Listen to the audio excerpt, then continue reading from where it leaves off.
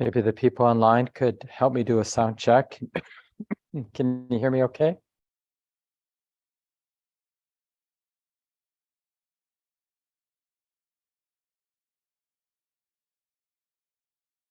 Again, how's the sound for those of you online? Great, thanks for the feedback. We'll get started in just a minute. And those in the room here will be doing this chant we've been saying together at the beginning of the Sunday morning program. It's on page 26. And those of you online, it's in the chat. You can open up that document and you'll see the 5 remembrances, or the 5 subjects for frequent recollection, as they're called in the Buddhist tradition. This is something the Buddha encourages us to bring to mind every day. And so my suggestion is just to do the chant, whether you do it out loud at home or here, or just listen to the words, but just noticing the impact on the mind when we bring these words to mind. And it isn't about being grim. It isn't about trying to convince ourselves of anything. It's just letting the words land. And, your mind might rebel against one of these statements, but then you can observe that. Well, is this actually the way it is or not? And if it is, let me have a relationship with that, right? Because that's what the repetition does. It's just encouraging us to kind of go beyond habits of denial and distraction and realize, oh yeah, we are subject to aging and illness and death and loss. That's not personal to me, right? It's just how it is. With birth, having an existence, then we're subject to these things naturally. So let's go ahead and do that together.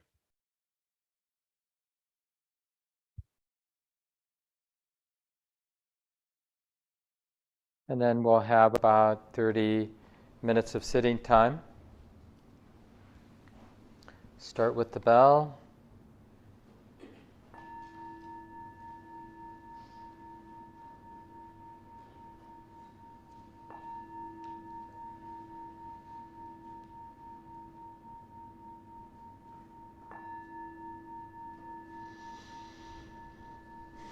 The 5 subjects for frequent recollection. I am of the nature to age. I have not gone beyond aging. I am of the nature to sicken. I have not gone beyond sickness. I am of the nature to die. I have not gone beyond dying. All that is mine, beloved and pleasing, will become otherwise, will become separated from me. I am the owner of my karma, heir to my karma, born of my karma, related to my karma, abide supported by my karma. Whatever karma I shall do, for good or for ill, of that I heir. Thus we should frequently recollect.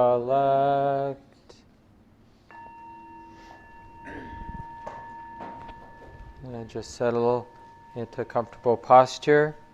And for those who are new to the center and to this particular chant that we've been doing, remember the word kama, or the Pali is actually kama, and the Sanskrit version of that word is karma, which we're more probably familiar with in the West. But in any case, the teaching on kama, it just means actions done with intention. So thoughts, but intentionally thinking a thought or speaking some words or doing some action in the world. When we do things with intention, then there's an impression left in the mind, in the heart. So we become the person who did that with intention. And that's all that means, karma. And so who we are, in a sense, are this wild collection of impressions that have been laid down through all that we've done, this mind has done with intention. So if you were really good yesterday, that probably left an impression. And so today, you're the person who has that impression of having done something really nice yesterday. Or if you were really mean yesterday, then that left an impression probably. It's hard to do something really mean without leaving an impression in the mind, in the heart. And so we become that person. That's all that means. It's a natural process. So if we have a lot of whatever we have, that is there naturally, lawfully, because this mind did stuff. And that mind that did that stuff, it's not even that personal, right, in the deepest sense. And I'll talk about that later. But first we'll sit. So we listen to our body, we cultivate a stable, relatively comfortable posture that we can hold mostly still. We value stillness in the body, but of course there may be some movements, and that's okay.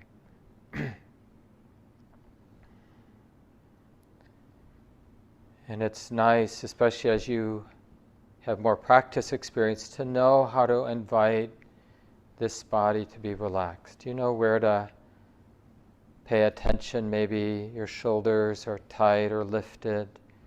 And then it's almost as if you say to yourself, honey, it's okay to let the shoulders drop. It's okay to release any clenching in the jaw. It's okay to relax those muscles around the eyes, in the brow. Any tension in the hands and fingers, okay to relax. Even that floor of the pelvis can release into the cushion, into the chair. And we rely on the alignment of the spine to support this ease, relative ease in our sitting posture. Just a nice stacking of the vertebra in a way that doesn't take a lot of muscular effort to hold the body upright. Head balances nicely on the spine.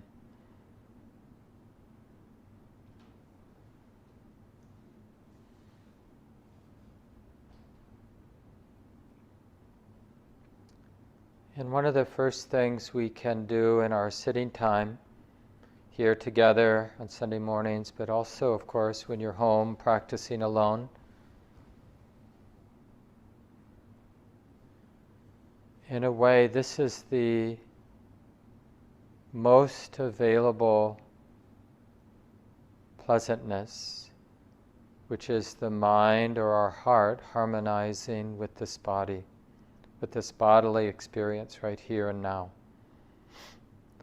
Because we could, in a conscious or unconscious way, be at war or in conflict with the bodily experience, or in denial or distracted.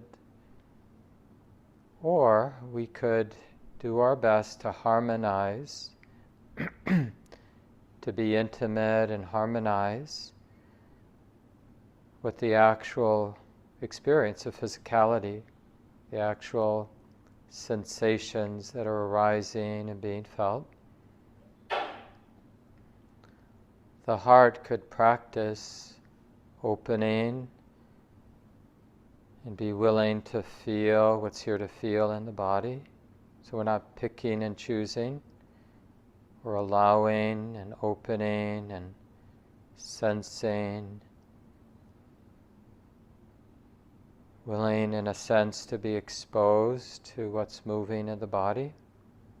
And in that way we harmonize. We abandon distraction and denial and any habits of control, controlling, judging.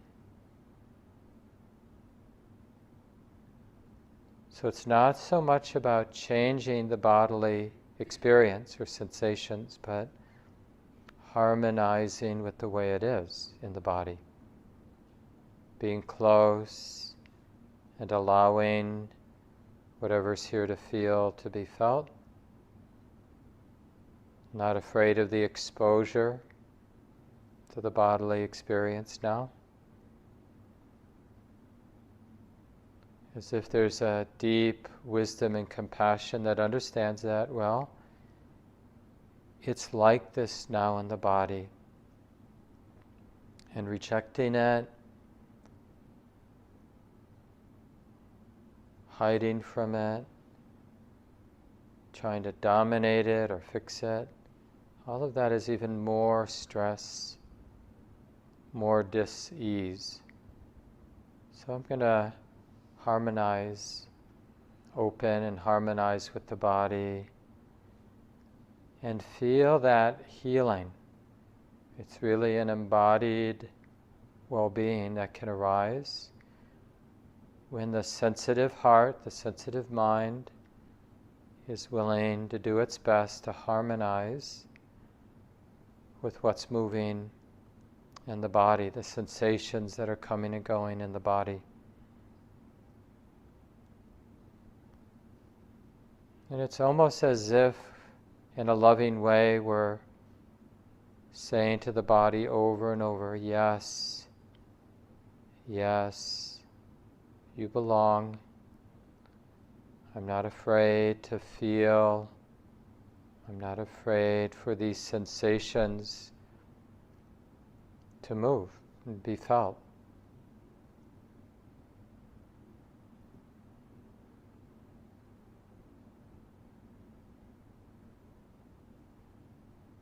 And paying particular attention to any of that calm, that embodied well-being that might begin to arise and even spread as the sensitive heart and mind does its best to connect and harmonize with the body as it is, which of course includes that movement of breath,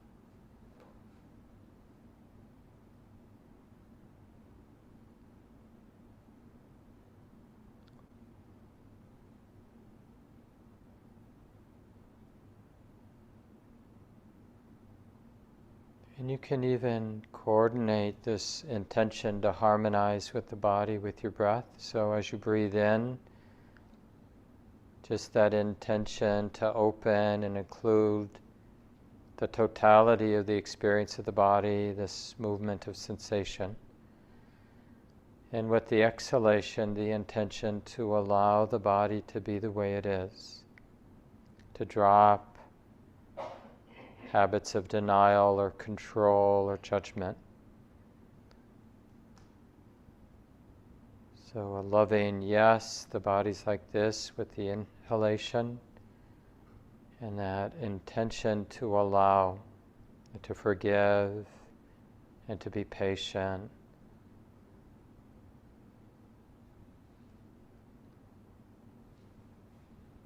And then again, notice however subtle it might be initially or faint, notice that sense of embodied well-being.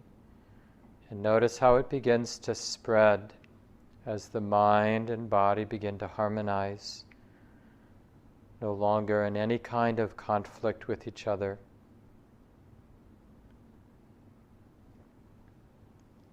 It's the mind relearning how to be intimate and unafraid to be intimate with the body.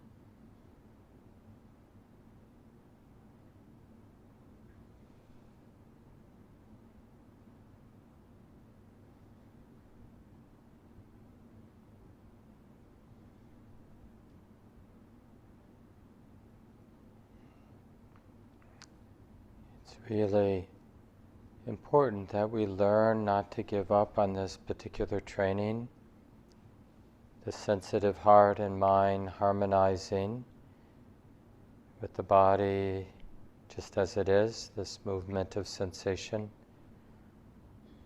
Breathing in, opening, allowing, exhaling, opening and allowing the body to be, allowing sensations to move, and allowing any habits of resistance or wanting to control or denial, just allowing those habits to cease and be replaced with the habit of opening and allowing. And noticing the harmonizing effects of that way of relating to the body or being with the body. Sense of wholeness,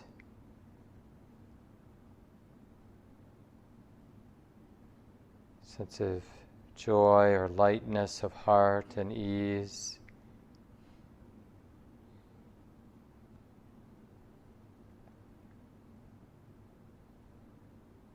And in particular, for these last couple minutes, noticing that this moment is empty of conflict or empty of the agitation of my mind resisting or trying to control or having a problem with conditions. It's empty of that. And so what's there instead is the absence of that conflict is peace or ease or lightness of heart. You could even call it joy. So be on the lookout for those wholesome and beautiful qualities that naturally are there when the conflict ceases.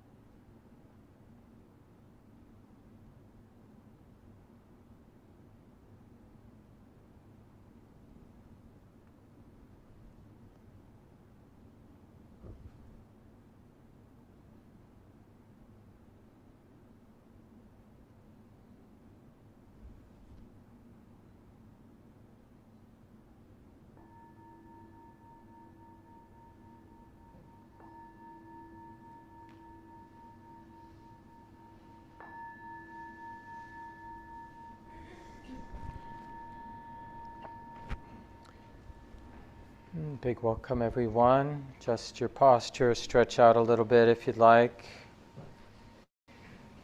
And happy Easter.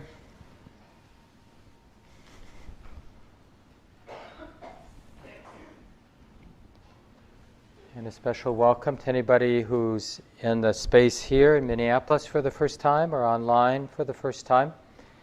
Thanks for joining in to our weekly practice group. That the Sunday morning group probably has been going on for a long time now, since I think 2009 maybe. So yeah, really great to be here. Next week, I'll just mention, I'll be leading a retreat at Common Grounds Retreat Center, so I won't be here, but Shelley Graff, the other guiding teacher, will be here, and we'll have a potluck for anybody who wants to stay right after this program.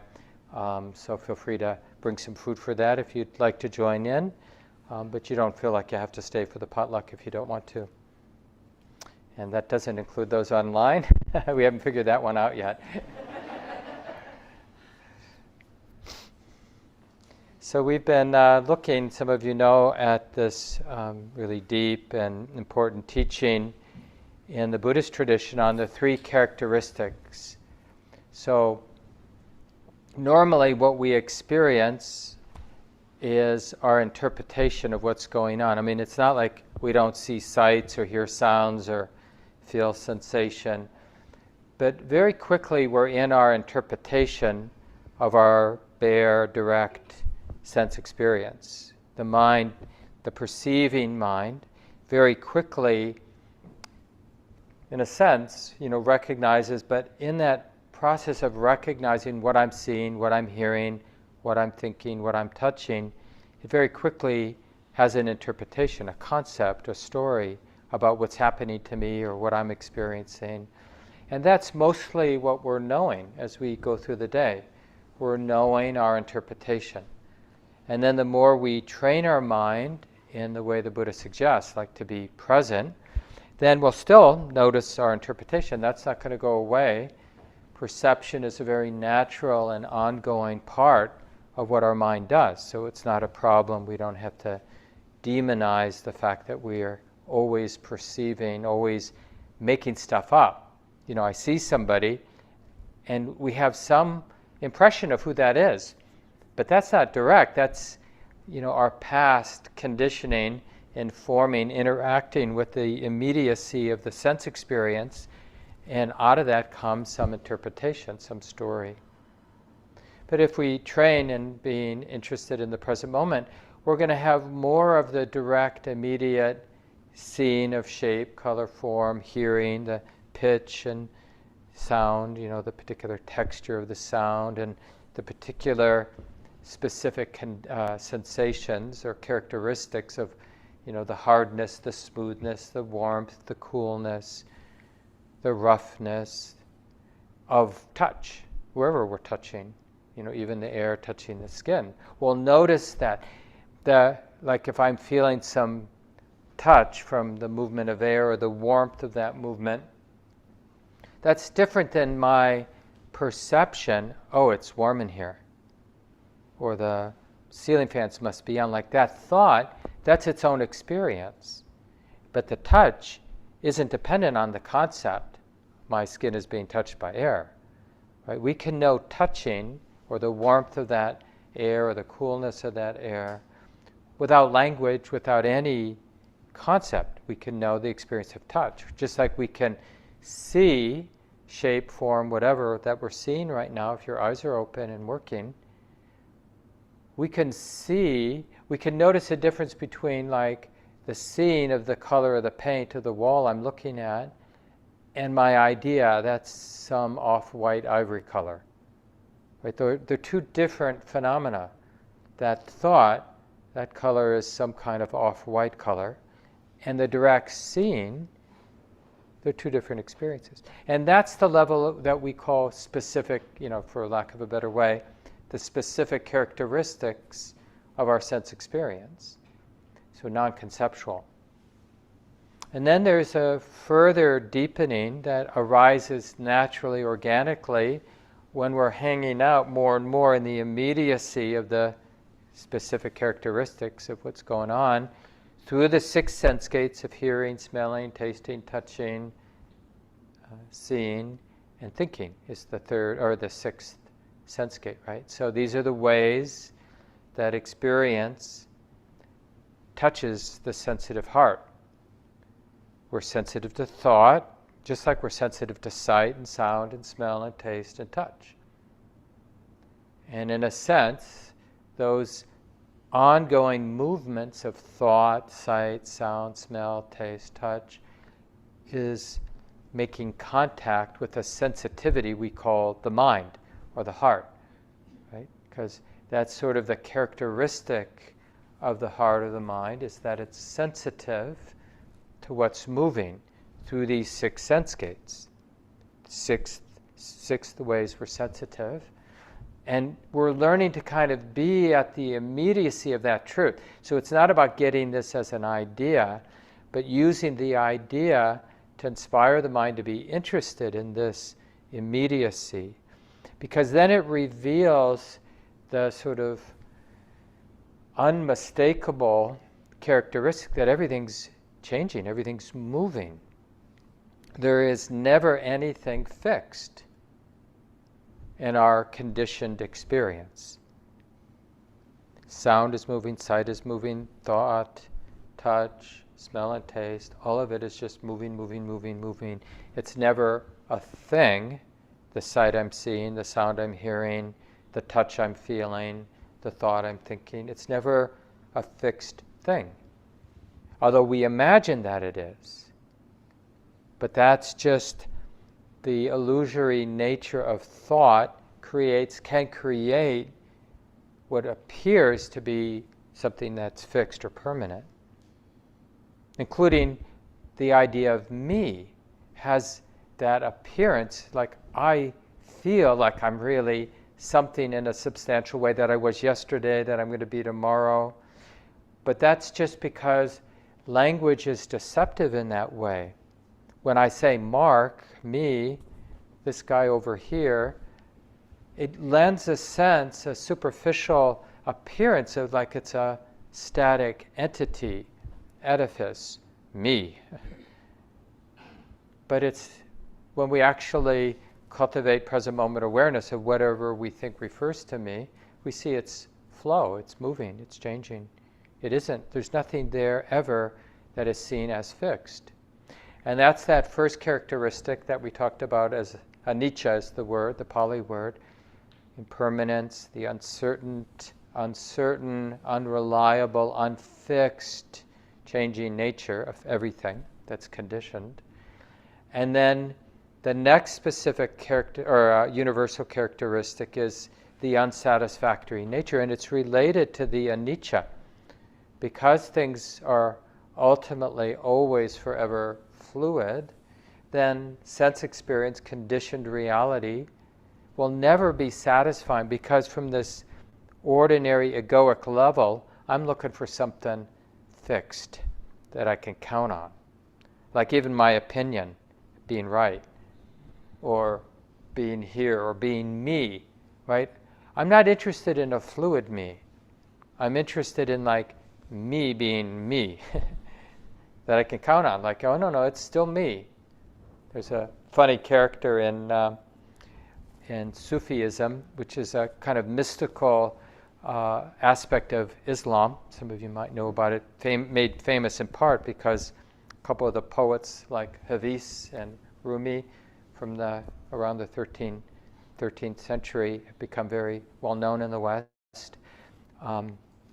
But there's a kind of a wild wisdom character in Sufism, Nasruddin, and I don't know if people know if he was a real person or just a sort of a story that was used to teach some of the aspects of the spiritual mystical tradition of Sufism and Islam. But there was one of the stories is like forget, he's like goes to some bank or his lender, and the person says, well, can you identify yourself? And he pulls out a little mirror and he says, yep, it's me. Because it's like, it's so compelling. This is me. Same person. it's always the same person. But what's always the same is that habit of imputing a permanence to, it's okay to call whatever this movement is. It's okay to call it me. There's nothing inherently wrong with that sound, me or mine or, Mark or whatever labels we put on. But what we want to understand is that it's not a fixed entity. It's what it is. It's what it always has been, which is flow, movement, and unnatural unfolding.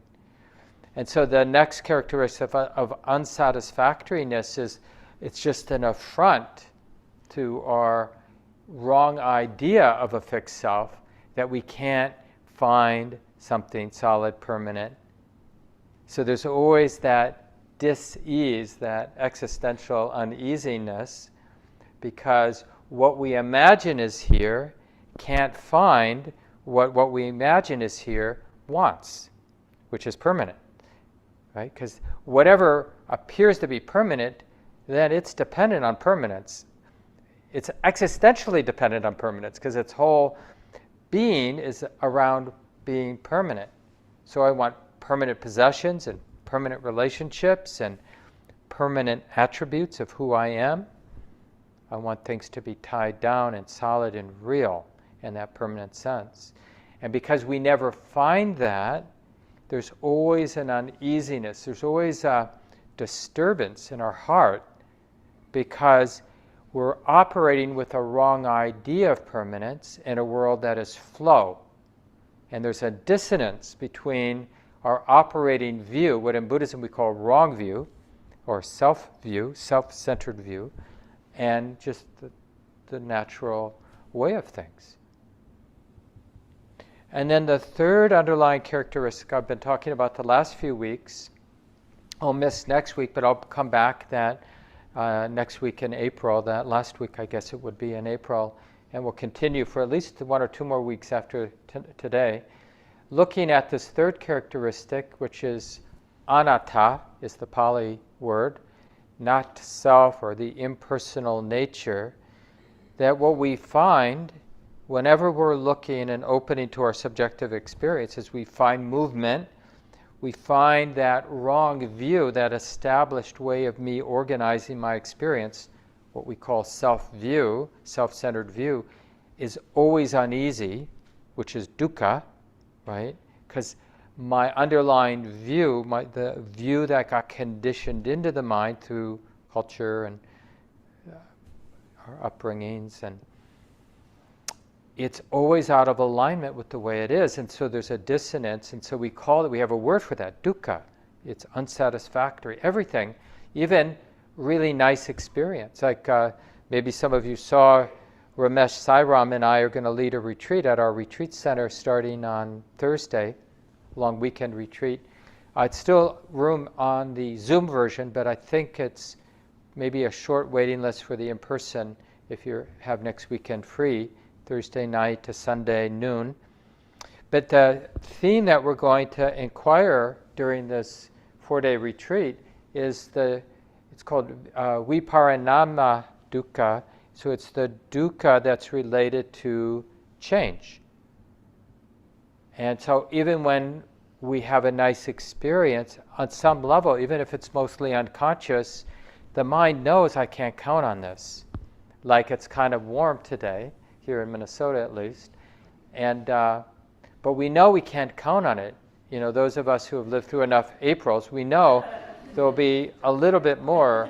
Don't say it out loud. I know, because we've had a long winter, but we're going to have evidently a string of warmer days, and then that will last until it doesn't last, and then we'll have whatever's going to be next, or we're healthy now, but like with the 5 remembrances that we chanted at the beginning, we're trying to remember, but this won't always be so. Or we might have some good things happening in our lives, and we don't want to deny that. We really want to taste that, feel the good stuff when it happens, when it shows up.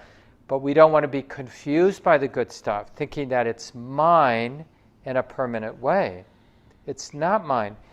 Good stuff happens, like health or good friendship or success in life or whatever.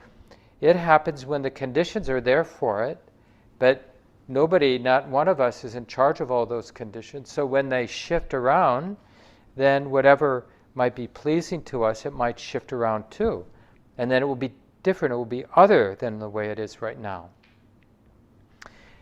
And that movement, happiness, that kind of ordinary level of happiness and unhappiness, it's not personal.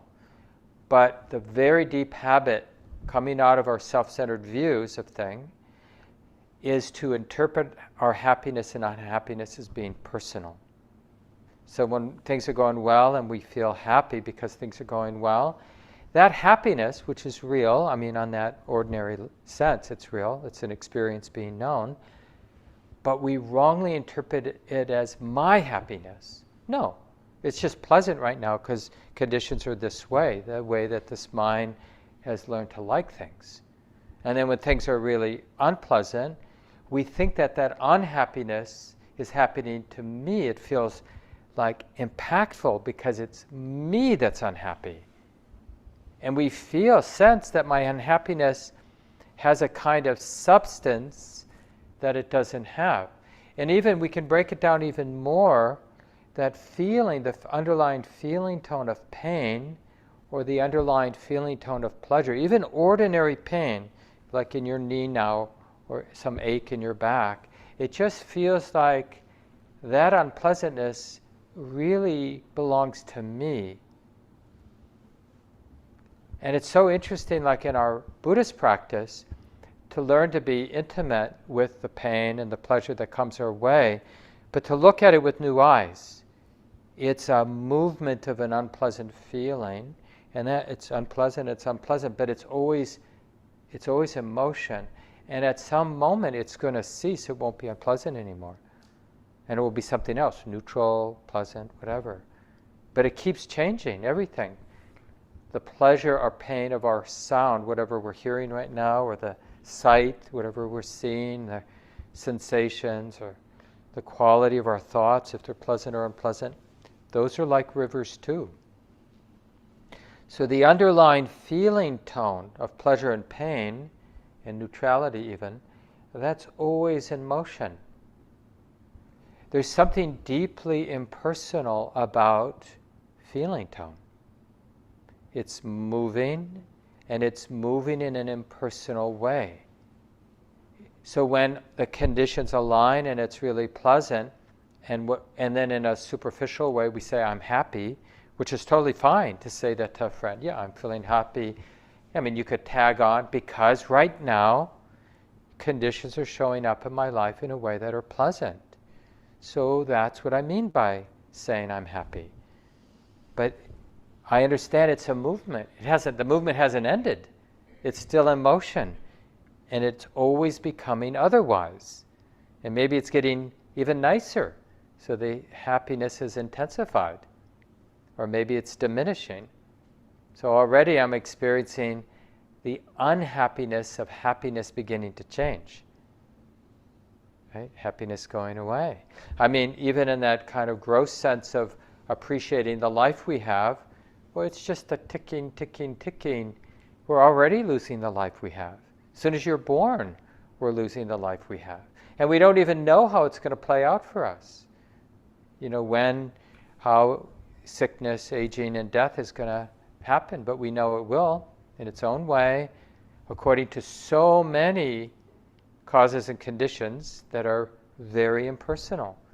We didn't sign up for or choose our genetic conditioning that we have, and the cultural conditioning, where the location, we were born into, and the kind of conditioning that came with that, kind of privilege or oppressiveness that came with our particular cultural conditioning. All that is just the way that it is. And we shouldn't be oblivious. It's really useful to be clear about all of that so that we can participate, knowing how, whether you use the word arbitrary or impersonal, it is.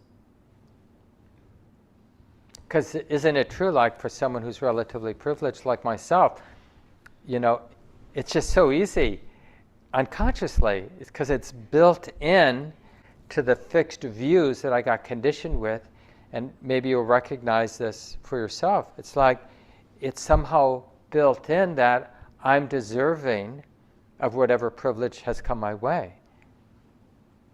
Oh yeah, that money in the bank, the money that I've saved, that's my money. It deservingly. I put it in the bank, so, and not to see that the capacity to sort of save money was part of innumerable causes and conditions that had nothing to do with me or whatever me is.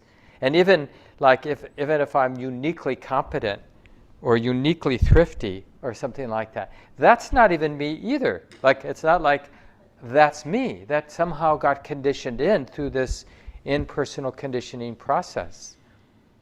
So whether it's due to sort of cultural privilege or some unique, specific personality characteristics, none of it's personal. It's just the way it is.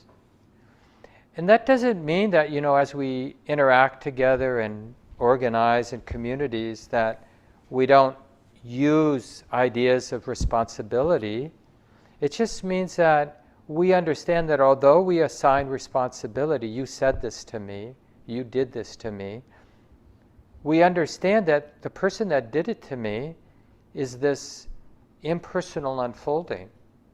And that as a way of organizing ourselves in community, we say you're responsible for your actions. Seems to work better than the opposite, which is saying you're not responsible. But even when we say you're responsible, we should understand that there isn't really somebody who's responsible, but it's useful for us to take responsibility for our location, even though we're not responsible for it. Because that's how we harmonize together. We take responsibility. And one thing that's really ripe these days is, like, as a white person, it's like, I don't really want to take responsibility for what comes from being a white male, white straight male in culture. Because there are some responsibilities that I'd like not to have. But even that, it's not even that, I should take responsibility. It's like, how does it feel? How does it work for me not taking responsibility? Does that actually work to not take responsibility? Or how does it feel? How does it work to begin to take more responsibility for each of us? I mean, it's not just unique to white, older, straight men, right? It's all of us taking responsibility. That's how we harmonize. It's just like we did in a more simple way with our body earlier during the guided sit. We could have approached it with a fixed view that this pain is mine, these bodily sensations are mine, and I don't like them, or I do like them, I do deserve them, I don't deserve them. We could approach it with a fixed view, or we could have this more organic, naturalistic approach where there are these sensations moving right now. The physicality of the body, just in that ordinary, immediate sense. And it just makes sense to take responsibility. It is like this now. This is what's here to be felt right now. So the only relevant question is to open, to be vulnerable, to be intimate, because the body, it isn't like what I'm feeling in my body is fair.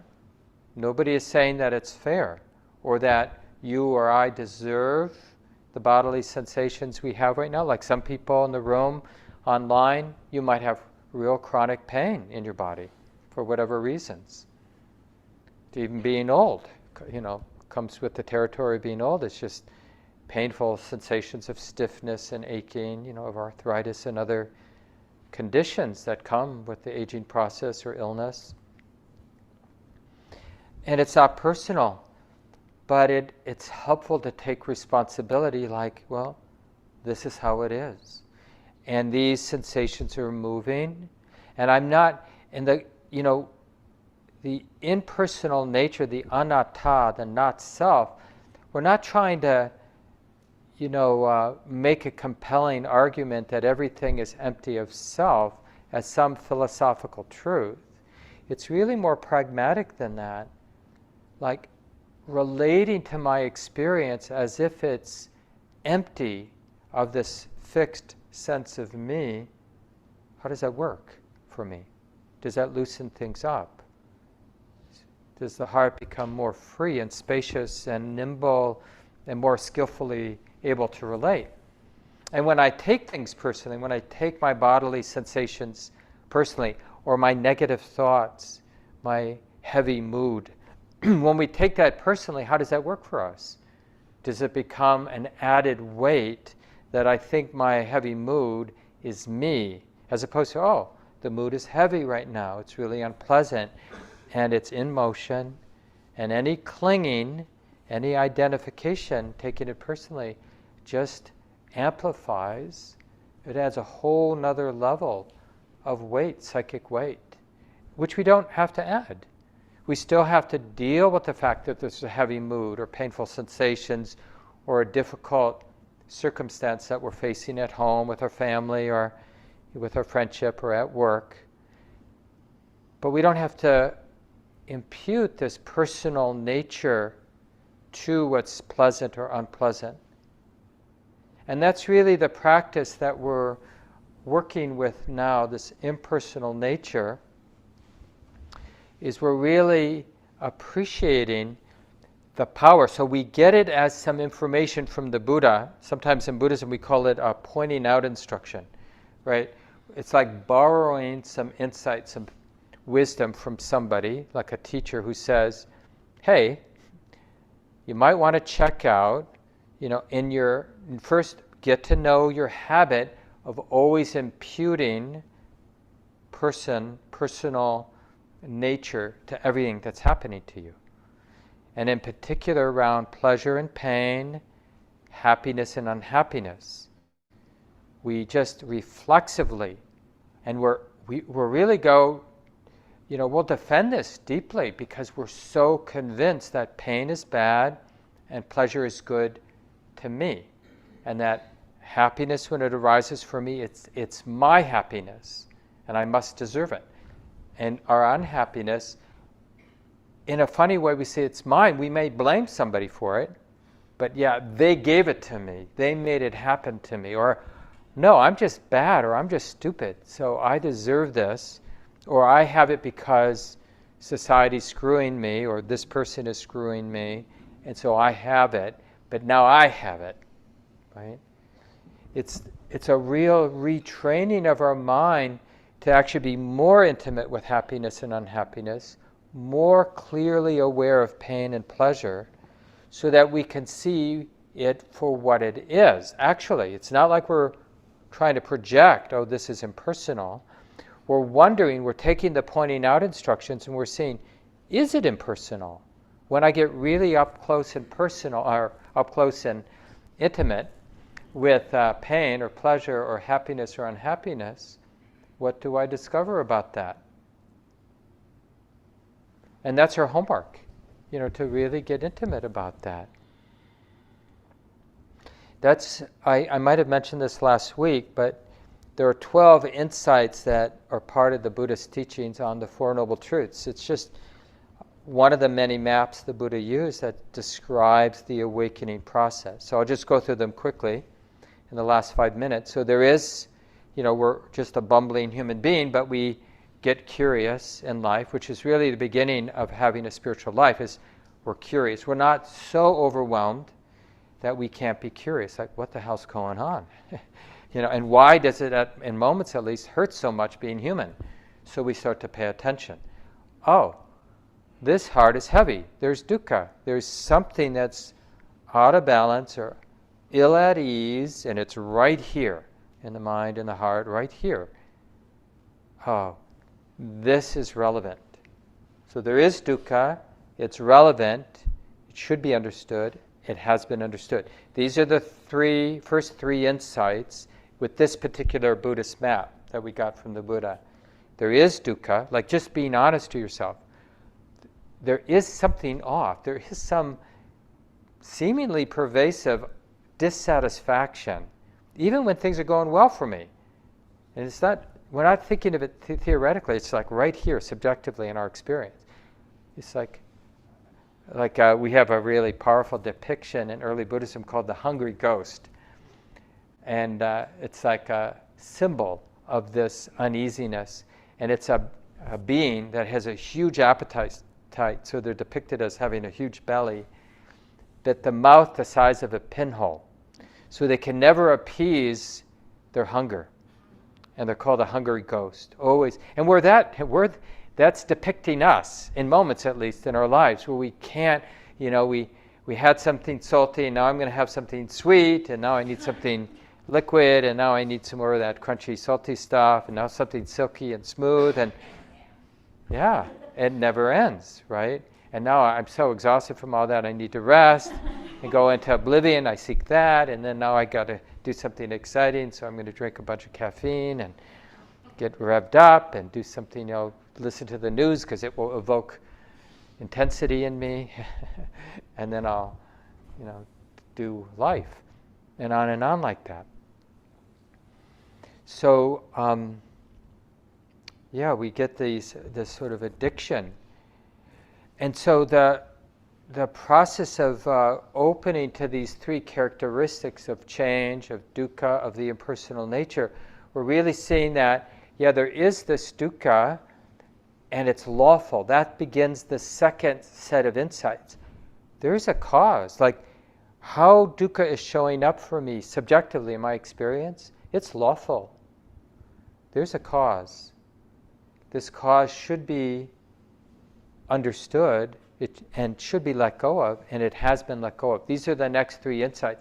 And that cause is, and this is what I talked about last week, and you can go back and listen if you weren't here, because all of the talks, by the way, they exist in audio form on the, what is it called, dharmaseed.org website. You can just search by Common Ground Meditation Center or by my name, Mark Nunberg, and you'll get the previous week's talks. Or you can watch on our YouTube channel. All that is available. Both are for free. You can just listen anytime. And last week I talked about how the cause for suffering is this attachment to desire. Desire is real, right? I mean, obviously that's good to know, right? Oh, the Buddha's not saying desire is not real. No, desire is real. That's good, because that aligns with I think, your subjective experience, certainly mine. I see desire all the time.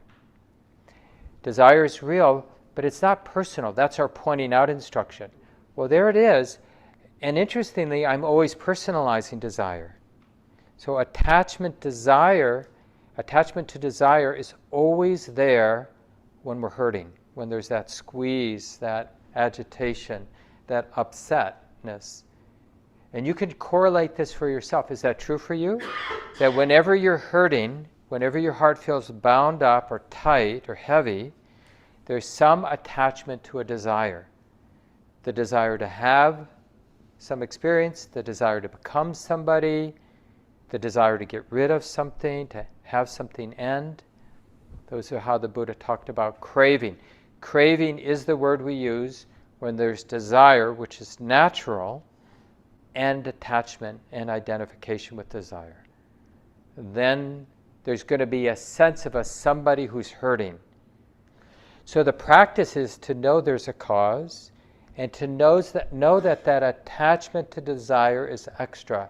It should be abandoned, which is different than you as a person trying to abandon the attachment to desire. That won't work. And it's endlessly frustrating. I know I'm attached. I know I shouldn't be attached. I should stop being attached. Has that ever worked? No. Because we're approaching the attachment to desire from the self-view point of view. And we're basically, self is that clinging. That's what self-view. So we're saying, clinging is saying to clinging, don't cling. It doesn't work. We just cling to the idea that I shouldn't cling, right? So it's neurotic in that way. And we can learn this. We're going to do this, so we should learn from when we do that. When we cling to not wanting to cling to desire. Right? We get identified with the idea that I shouldn't be attached. This person doesn't like me, I really like them, I'm really attracted to them, but they don't seem to be into me. I shouldn't be attached to that. I shouldn't hurt. Well, no, you hurt. It hurts. But that hurt is just what it is. We don't have to try to pretend that it doesn't hurt. It does hurt. We're just not selfing around the hurt. We're not interpreting the hurt of not being liked when we want someone to like us. We're not interpreting it as me or mine that hurt. Oh yeah, that's what happens. It hurts. Sometimes life hurts. Sometimes life is pleasant. Neither of those are personal. It's just the endless unfolding, you could say, of life, but just to be more specific, the endless unfolding of happiness and unhappiness. There's a very potent quote from Ajahn Chah, who's an important teacher in our lineage. He died in the 90s, famous Thai meditation monk, a meditation teacher and Buddhist monk. And he has this very powerful teaching where he just says, outside of suffering and its cessation, there's nothing. Like, in a way, that's our practice. As we live our life, do ordinary stuff, raise kids, go to work, fall in love, fall out of love, get old. But as we're doing that, the filter, the way we relate to it all is suffering and non-suffering. So when there's suffering, there's attachment to desire. And when there's no suffering, there's no attachment to desire. And just keep whatever it is. You're having a wonderful interaction with your kids. It's really pleasant. You want it to last. You get identified with the wanting to last. This has to last. Or whatever intimacy and wonderful love that's flowing in, like even as they become teenagers or even as they become young adults, or it's got to continue in some fashion. Well, how does that work for us? That becoming the one who needs the love to last, to be the same as it is right now, how does that work? It becomes immediately, right then and there, heavy. It's suffering.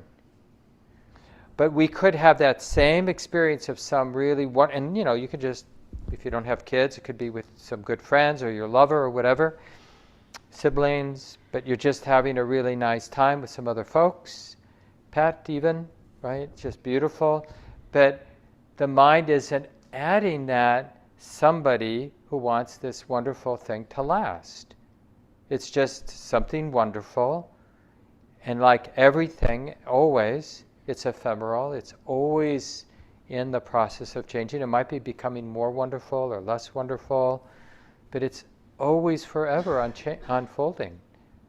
And we can harmonize with that. And so in that way, they're not really different characteristics, the impersonal nature, the unsatisfactory nature, and the changing nature.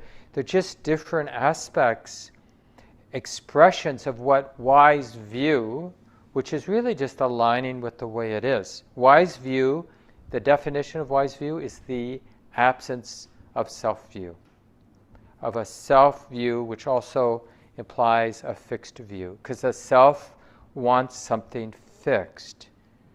That's how we can recognize that habit. That's all self-view is. It's not you. It's just a habit, a conditioned habit. It's also impersonal, self-view is. And it's also impermanent. Like, if you're going to continue with your self-view, you have to renew it moment by moment. Because self-view, being self-centered, it only lasts for a moment. And then you got to renew it in the next moment, taking things personally.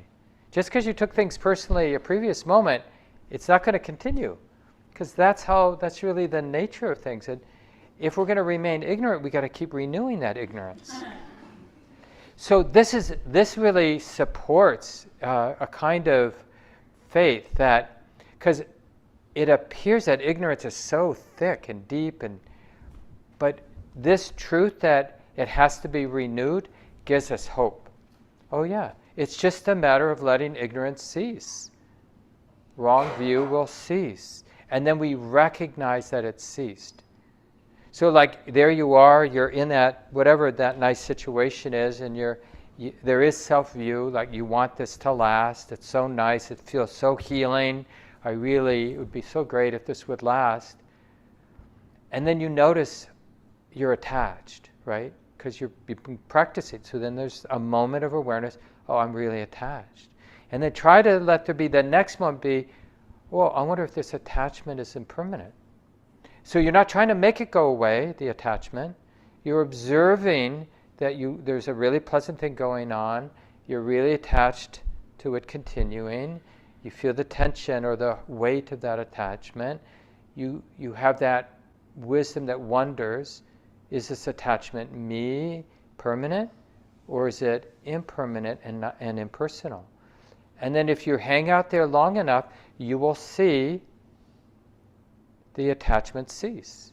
And the same situation is there. You're having a wonderful time with your friend or whatever, but now there's no clinging. And then you'll get excited and you'll cling to the freedom. But that's okay, because then you'll notice, oh, look at, just like the Buddha says, when there's attachment to desire, it hurts. Wanting to be an awakened person that doesn't cling isn't freedom. It's just another form of suffering. And then you can observe that attachment to non-clinging, and then it will cease too. And in this way, freedom, awakening, always has kind of a cool flavor to it, because it's always about what's not there. It's not about what is there. Oh, Mark has freedom, Mark has awakening, Mark has nibbana or something like that. It's always about what's not there. Something has ceased. That's what's so provocative. Like even the word nibbana, nirvana in Sanskrit, nibbana and Pali language, it means a fire going out. It was a common word, back then, 2,600 years ago, and it's just something goes out, something's shed or abandoned, and that's the cessation of wrong view, which is the attachment to desire, which makes it craving or clinging.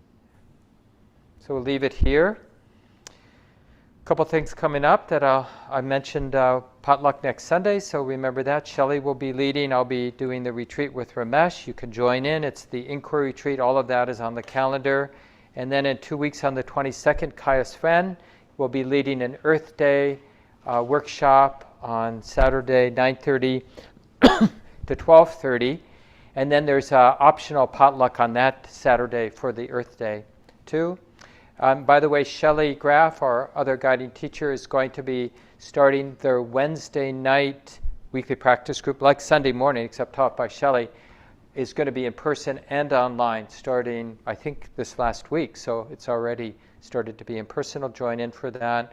I'll be doing a half-day retreat on the May 6th. You can sign up for that. And as always, there are several practice check-ins. These are small groups, really perfect for asking questions. So Win Fricke, the other Common Ground founder, and also my spouse, we always lead one Sundays at 4:30. Everyone's welcome. Little guided sit, then just Q&A time. Even if you don't have questions, you can listen to other people asking questions or just raising stuff from their practice. Shelley does it on Friday morning and in person on Wednesday mornings. And Ramesh does every other Saturday. And Stacy McClendon does Tuesday at noon. I join Stacy a couple times a month, but Stacy's there every Tuesday at 12 noon.